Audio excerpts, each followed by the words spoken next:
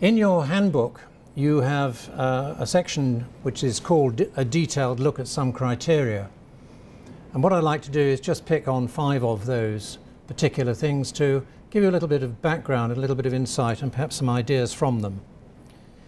The first one that we're going to look at is number 5, which is the total employee costs as a percentage of NDR. Now, if you think about it, that means that it is probably your biggest single overhead. Biggest single overhead. Typically at the moment the median on the RIB index is running at over 50% of your NDR. Clearly you need to be quite sure that that is money well spent in terms of getting the return. And if that's looked at in conjunction with the number 6, which is the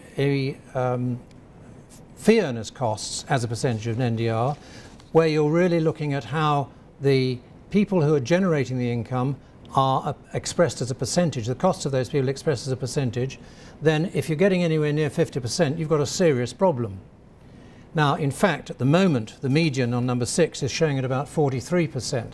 So there are plenty of over 50% in there.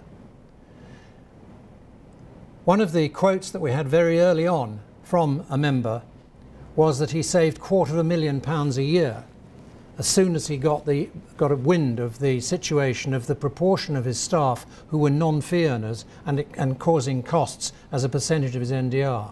And he very quickly recognised that he was being far too generous to the people in either having too many or giving them too much money, where other companies were paying much less or having much fewer people were generating just as much revenue. Well, as he was actually talking about this in a sector-specific index, this was really meaningful to him. And so he took some very rapid and fairly ruthless steps, reduced the costs of those people dramatically over a period of 2 or 3 months. Obviously he had expenditure in getting rid of those people, and he decided to reallocate the workload that they had, and he found that in fact the efficiency didn't drop at all. Effectively they were fat that he did need to get rid of. He had no idea that he was fat until that moment. That's how valuable it can be. Example.